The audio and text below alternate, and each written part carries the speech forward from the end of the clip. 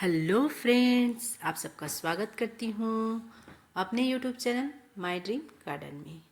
चलिए फ्रेंड्स, आज हम कुछ प्लांट लगाते हैं। मैं नर्सरी से कुछ फ्लावरिंग प्लांट और फ्रूट प्लांट लेकर के आई हूँ, जिसे किस तरह की मिट्टी में लगानी है, उसकी कैसे केयर करनी है, इस वीडियो में पूरी जानकारी दूंगी। तो वीडियो को लास्ट तक ज़रूर देखिएगा। और देखिए, ये है वो खूबसूरत सा प्लांट जरबेरा का। बहुत ही सुंदर इसमें फ्लावर्स आते हैं। और ये एक ऐसा प्लांट है, परमानेंट प्लांट है समझिए। ये आपके पास एक बार आने के बाद सालों साल ये चलेगा, अगर आप सही तरीके से इसकी केयर करेंगे तो इसकी मिट्टी बनाने के टाइम इसका ध्यान रखिए किस तरह की मिट्टी में लगाना है और पानी का। उसके बाद फिर आपका प्लांट जो है कभी नहीं मरेगा। और एक प्लांट से आप बहुत सारे प्लांट्स तैयार कर सकते हैं। इसके रूट से नए प्लांट जो है उसे आप डिवाइड करके एक दूसरा प्लांट तैयार कर सकते हैं। तो बहुत ही खूबसूरत प्लांट है।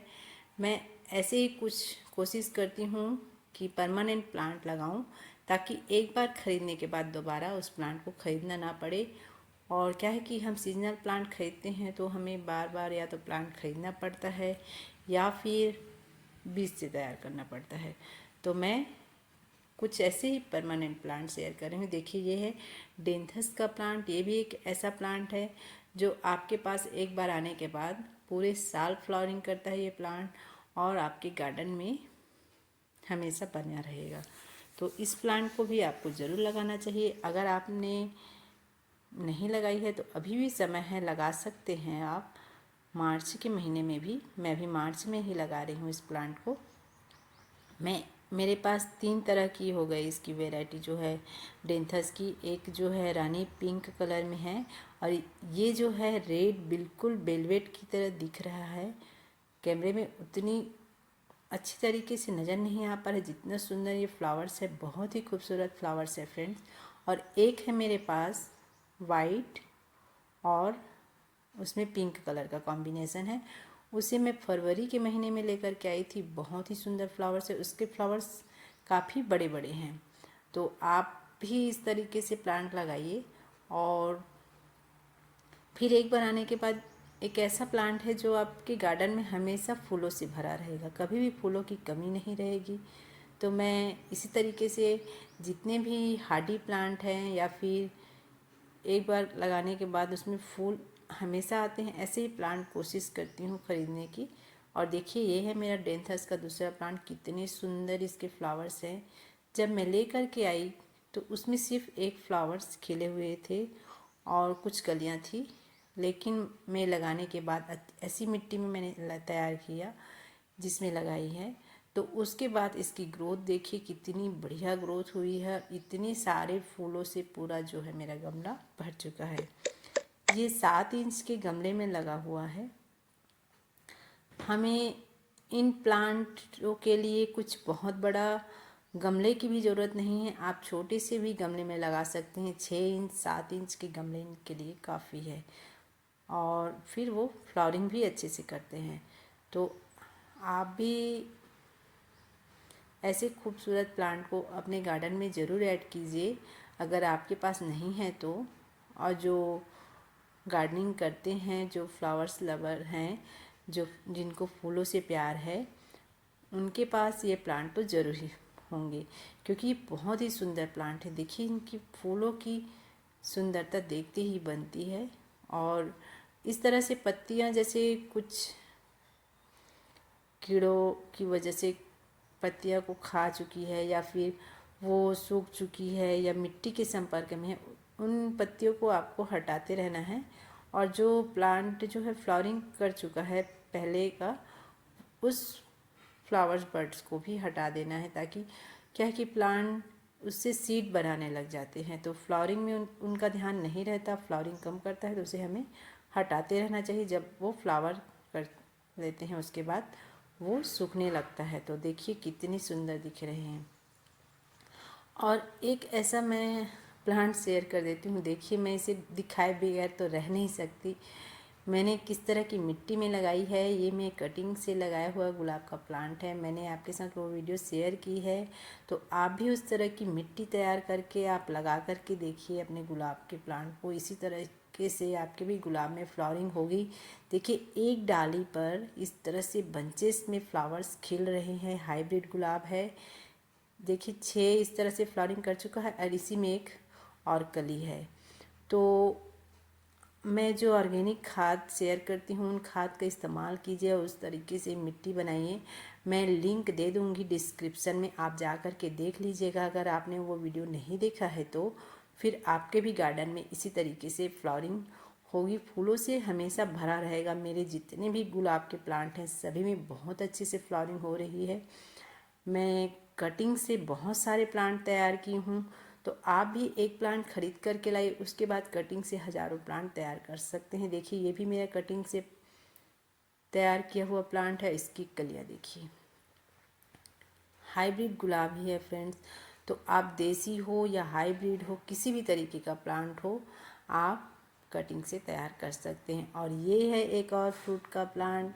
इसे लाने में मैं देरी कर चुकी हूँ क्योंकि मुझे मिला नहीं नर्सरी में, और ऑनलाइन मिल रहा था तो ऑनलाइन मैं ख़रीदना नहीं चाहती थी क्योंकि वहाँ से हमें कैसा प्लांट मिलेगा कोई पता नहीं रहता। जैसे भी प्लांट रहता है भेज देते हैं, फंगस रहता है या मरा हुआ प्लांट रहता है जो भी, तो हमारा जो पैसे हैं वो वेस्ट हो जाते हैं। तो इससे आप कोशिश कीजिए कि आप अपने आसपास के नर्सरी में जा कर के ख़रीदने की कोशिश कीजिए, तो आपको अच्छा प्लांट मिलेगा। आप अपने आँखों से देख कर के हेल्दी प्लांट ला सकते हैं। तो देखिए स्ट्रॉबेरी का प्लांट है ये, इसको भी आप छोटे से गमले में लगा सकते हैं और ढेरों फ्रूटिंग पा सकते हैं। बहुत ही अच्छा ये भी प्लांट है। ये भी एक बार आने के बाद इसकी केयर सही तरीके से करेंगे तो आपके गार्डन में हमेशा बना रहेगा और इससे आप नए प्लांट्स भी तैयार कर सकते हैं। इसके ऊपर मैं सेपरेट वीडियो बाद में शेयर करूंगी। अभी हमें किस तरीके की मिट्टी में लगा रहे हैं इन सभी प्लांट्स को, वो शेयर कर देती हूँ, आपको बता देती हूँ। और किस तरह का खाद हमें इन सब में देना है जिससे कि हमें अच्छे से फ्लावरिंग मिले और फ्रूटिंग मिले। और मैं ये सब बता देती हूँ। देखिए अब मिट्टी के बारे में बात कर लेते हैं। तो मिट्टी यहाँ पे मैं ले रही हूँ अपने गार्डन की जो भी मिट्टी है। ये पुरानी मेरी मिट्टी है, गमले से निकाली थी, उसे मैंने धूप में सुखा लिया और उसके बाद हमने ली है 50% गार्डन की मिट्टी, 30% जो है अपने गोबर की खाद और 10% कोकोपीट और 10% रेत और 1 चम्मच इसमें मैंने मिलाई है फंगिसाइड। आप कोई भी फंगिसाइड ज़रूर ऐड कीजिए, अगर साफ़ हो या ट्राइकोडर्मा हो। मैं ट्राइकोडर्मा डाल रही हूँ। और इन सबको हमें अच्छे से मिक्स कर लेना है। और साथ में एक चीज़ और मैं इसमें ऐड करूँगी अभी, वो है नीम की खली।